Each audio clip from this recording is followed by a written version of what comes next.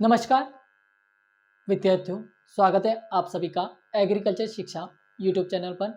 मैं हिमांशु चौबसा आप सभी का हार्दिक स्वागत करता हूं। आज हम शुरू कर रहे हैं कक्षा 11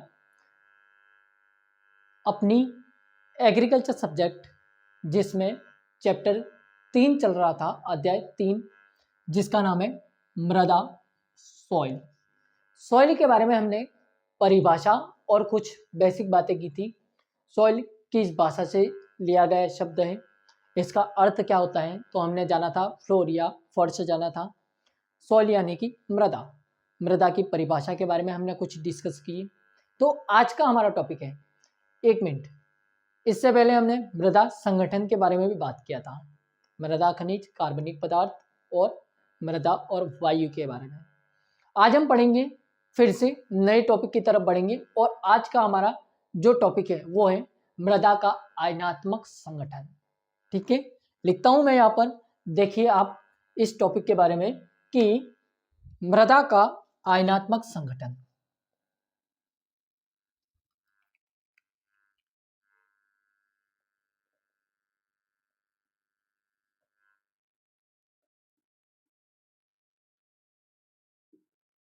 आपको भी साथ साथ में लिखते हुए चलना है, मृदा का आयनात्मक संगठन।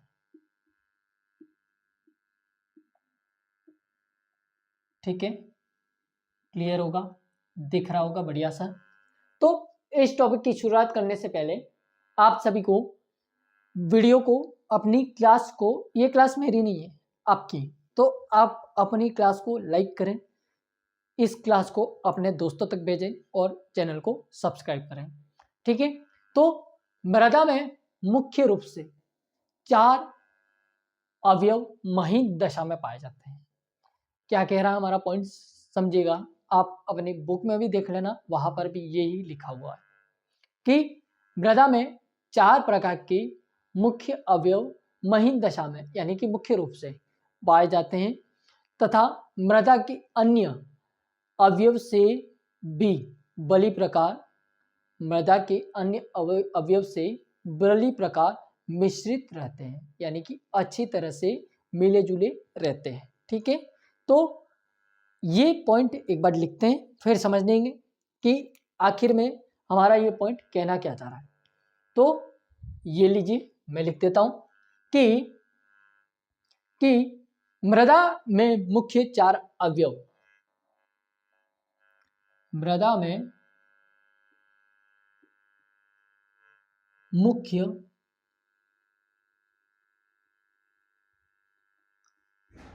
4 अवयव महीन दशा में, महीन दशा में पाए जाते हैं। मृदा में मुख्य 4 अवयव महीन दशा में पाए जाते हैं, लिखिए इसको। और ये 4 अवयव कौन से हैं उनके बारे में डिस्कस करते हैं अभी, लेकिन एक बार इसको लिखिए, तथा मृदा की अन्य अवयव से भली प्रकार मिश्रित रहते हैं।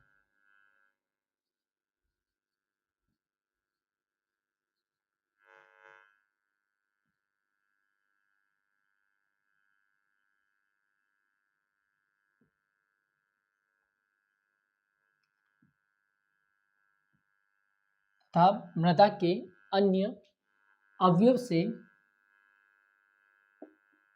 भली प्रकार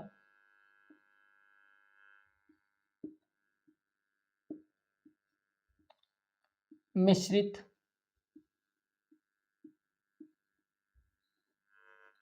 रहते हैं।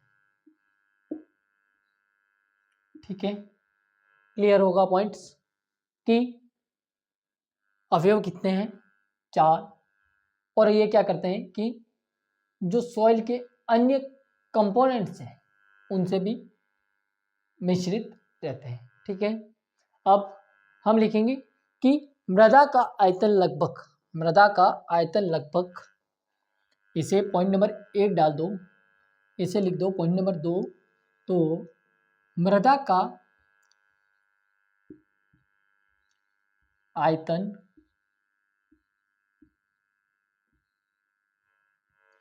लगभग, मृदा का आयतन लगभग यानी कि मिनिमम का है 50% भाग, मृदा का आयतन लगभग 50% भाग ठोस पदार्थ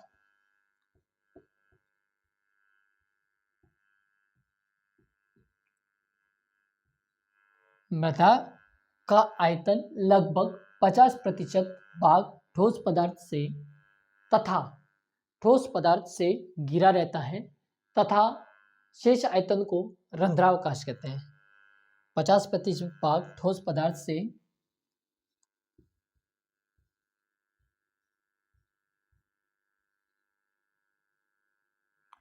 घिरा रहता है तथा, लिखते रहिएगा, लिखना जरूरी है, तथा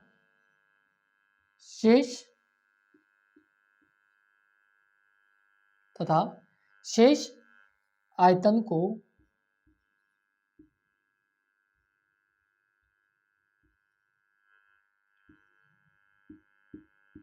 रंध्रावकाश कहते हैं।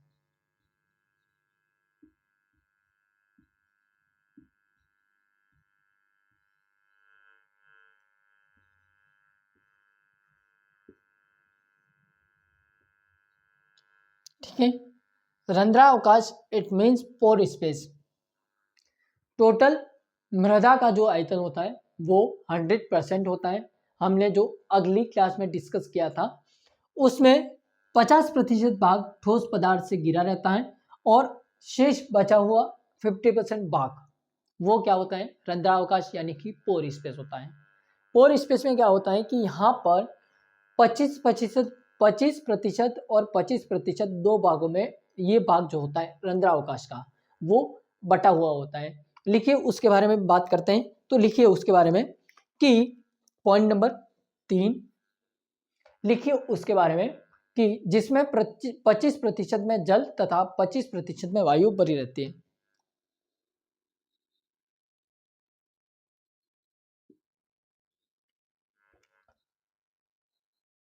25% में जल तथा 25% में वायु भरी रहती है। ठीक है, ये जो यहां पर समझिएगा कि ये मान लीजिए पूरी मृदा है, ये हो गया इसका 50% भाग, ठीक है, और ये हो गया इसका 50% भाग, यानी कि 50-50% भाग दोनों। ठीक है, ये जो भाग है ये क्या है, रंध्रावकाश है, और ये जो भाग है ये क्या है, ठोस पदार्थ वाला भाग है। क्या है, ठोस पदार्थ। ठीक है, क्लियर होगा। तो ये जो 50% भाग है इसमें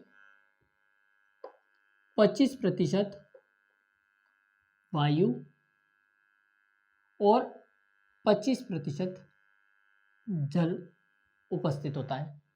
ठीक है, क्लियर होगा। देख लीजिए एक बार इस चीज को कि हमने कहा मृदा पूरी 100% है। ठीक है, उसमें इसको 50-50 के भाग में दो भागों में बांटा गया है, सबसे पहला। उसके बाद में 50% भाग ठोस पदार्थ हैं और 50% भाग रंध्रावकाश है, पोर स्पेस है, यानी कि खाली जगह है, उसमें कुछ भी नहीं है।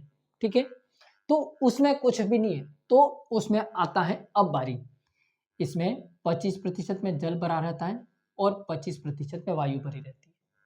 ठीक है, क्लियर हो गया होगा, पॉइंट्स दोनों समझ में आ गए होंगे। लिख दीजिए इस चीज को। अब आगे बढ़ते हैं एक बार, अब आगे बढ़ते हैं, इसको लिख दीजिए।